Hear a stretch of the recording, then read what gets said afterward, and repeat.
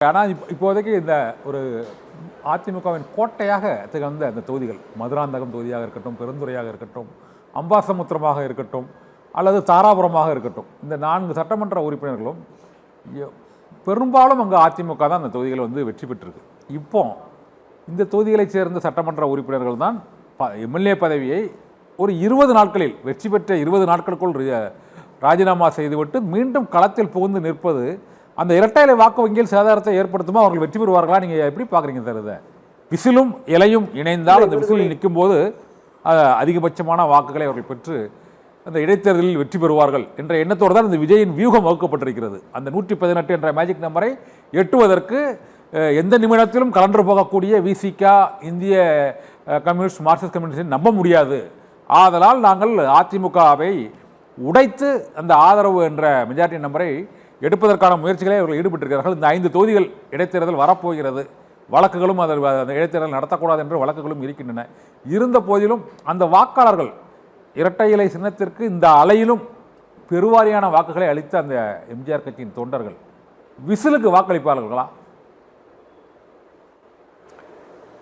இந்த 4 சட்டமன்ற உறுப்பினர்கள் செயல் என்பது பச்சை சந்தர்ப்பவாதம், சுயநலம் என்பதுதான் என்னுடைய பார்வை. நீங்க குறிப்பிட்டது மாதிரி விசிலை வீழ்த்தி 2ஆம் இடம் 3ஆம் இடத்திற்கு தள்ளி இரட்டை இலைக்கு வாக்களித்து வெற்றி பெற செய்த அந்த தொகுதி மக்களுக்கு செய்த துரோகம்தான் இந்த செயல். அந்த வாக்களித்த மக்களுக்கு நன்றி சொல்லக்கூட போகாமல் தங்களுடைய சுய ஆதாயத்திற்காக இந்த முடிவை அவர்கள் எடுத்திருக்கிறார்கள் அப்படின்னு தான் நான் பார்க்குறேன். கண்ணன், என்னன்னா நீங்க குறிப்பிட்டது மாதிரி அந்த பகுதிகளில் காலமெல்லாம் இரட்டை இலை தான் வெற்றி பெற்றிருக்கிறது. புரட்சி எம்ஜிஆர், அம்மா செல்வி ஜெயலலிதா, இந்த இரட்டை இலையினுடைய செல்வாக்கு அந்த பகுதிகளில், குறிப்பாக அந்த தொகுதிகளில் இன்னும் ஆழமாக வேரூன்றி இருக்கிறது. இத்தனை பெரிய அலையிலும் விசிலை வீழ்த்தி இரட்டலைக்கு வாக்களித்து வெற்றி பெற செய்த அந்த தொகுதி மக்களுக்கு கட்சியினருக்கு துரோகம் செய்து விட்டார்கள் அப்படின்னு தான். மீண்டும் இவர்கள் களத்துக்கு செல்லுகிற பொழுது இவர்களுக்கு எந்த அளவிற்கு வரவேற்பு இருக்கும் என்பது பெரிய கேள்விக்குறி. இவங்க விசில் சின்னத்தில் போட்டியிட்டு இந்த வேகத்தில் இப்போது விசில் சின்னத்திற்கான அந்த அலை இருக்கலாம், அந்த அலையினுடைய வீச்சு, அதனுடைய நீட்சியாக நமக்கு வெற்றி கிடைக்கலாம் என்கிற பார்வை இருக்கிறது. ஆனால் அரசியல் களத்தில் பலருமே இந்த 4 பேருக்கும் பாடம் புகற்றக்கூடிய அளவிற்கு நாம் பொது வேட்பாளர்களை கூட நிறுத்தி வெற்றி பெற செய்யலாம் என்று சொல்லி இருக்கிறார்கள். காலை 9 மணியிலிருந்து இரவு 12 மணி வரை மே 31 ஒரு நாள் மட்டும். அப்ப இந்த பார்வை என்பதும் ஜனநாயகத்தில் ஏற்கத்தக்க செயல் அல்ல. ஒரு சட்டமன்ற உறுப்பினர் அந்த தொகுதியில் 5 ஆண்டு மக்களுக்கு சேவை செய்வார் என்கிற அடிப்படையில் தேர்ந்தெடுக்கப்பட்ட நிலையில் அவர்கள் உடனே தங்களுடைய சுய ஆதாயத்திற்காக இடம் மாறி தடமாறி முகாம் மாறி செல்வதை பலரும் ஏற்கவில்லை. அதனால தான் இடதுசாரிகள் உட்பட விசிகா உட்பட எல்லோருமே அதை விமர்சித்திருக்கார்கள். காங்கிரஸ் தரப்பிலிருந்து கூட விமர்சனம் வந்திருக்கிறத நம்ம பார்த்துருக்குறோம். ஆமாம், ஆனால் தாவேகாவினுடைய செயல் எப்படி இருக்கிறது என்றால் நீங்கள் குறிப்பிட்டது தான்.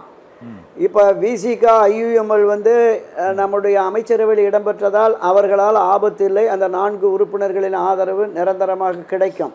அதே நேரத்தில் இடதுசாரிகள், இந்திய கம்யூனிஸ்ட், மார்க்சிய கம்யூனிஸ்டுடைய ஆதரவு எவ்வளவு காலம் தொடரும் என்கிற ஒரு மிகப்பெரிய கேள்விக்குறி இருக்கிறது.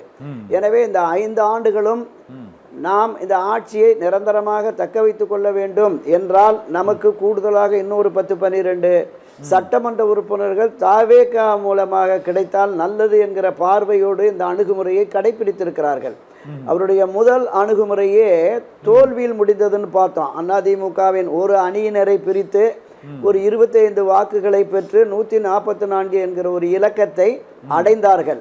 அதோட ஒரு 6 மாதம், ஒரு வருடத்துக்கு நிச்சயமாக இந்த அரசுக்கு ஆபத்து வராது.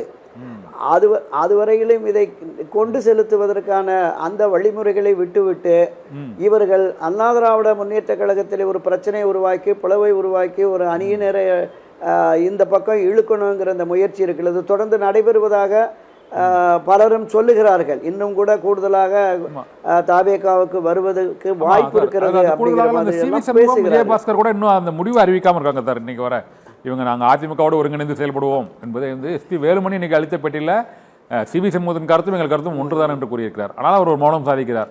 இன்னைக்கு விஜயபாஸ்கர் அங்கு இலுப்பையூரில் அந்த புதுக்கோட்டையில் அளித்த பேட்டியில் ஒரு பயங்கர குழப்பம்.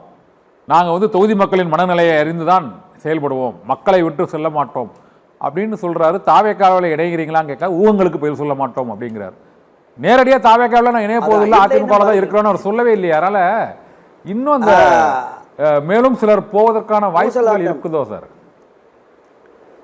அதாவது அந்த ஊசலாட்டம் இருக்கிறது. இப்போ இசைக்கு சுப்பையா சொன்னார்ல, தொடர்ந்து எதிர்க்கட்சியா இருந்து தொகுதி மக்களுக்கு எதுவும் செய்ய முடியல அப்படின்னு. ஸோ அந்த பார்வை டாக்டர் விஜயபாஸ்கருக்கும் ஏற்பட்டால் நிச்சயமாக இப்போ பல்வேறு செய்திகள் வருகிற பொழுது நாளை அவர் பேரவைத் தலைவரை சந்தித்து ராஜினாமா செய்து தாவேக்காவில் இணைவதற்கு வாய்ப்பு இருக்குன்னு சொல்றாங்க. அதே மாதிரி திரு எஸ்பி வேலுமணி அவர்கள், நான் இரவெல்லாம் பேசினேன் அண்ணன் சிவி சண்முகத்துடன், அவர் கட்சியை விட்டு எப்போதும் போக மாட்டேன் என்று என்னுடன் உறுதியளித்திருக்கிறார். காலையில் கூட நான் கோயம்புத்தூர் போகிறேன்னு சொன்னேன், போயிட்டு வாங்கன்னு வழி அனுப்பி வச்சார் என்று சொன்னார்.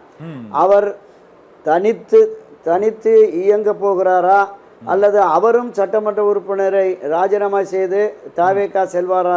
என்னை பொறுத்தளவில் சிவி சண்முகம் அப்படி ஒரு முடிவை எடுக்க மாட்டார்.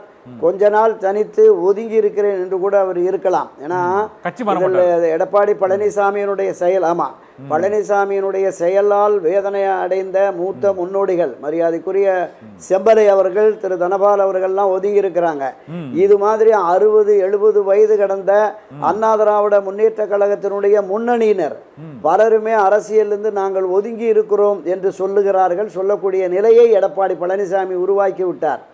ஆனால் 50 வயதுக்கு கீழ் உள்ளவர்கள், புரட்சி தலைவர் எம்ஜிஆர் மறைவுக்கு பிறகு 10 வயது 20 வயது என்று இருந்தவர்கள், இன்று 30-40 வயது 50 வயது என்று வந்தவர்கள், தங்களுடைய அரசியல் எதிர்காலம் என்பது இனி அதிமுகவோடு பயணிப்பது சரியில்லை.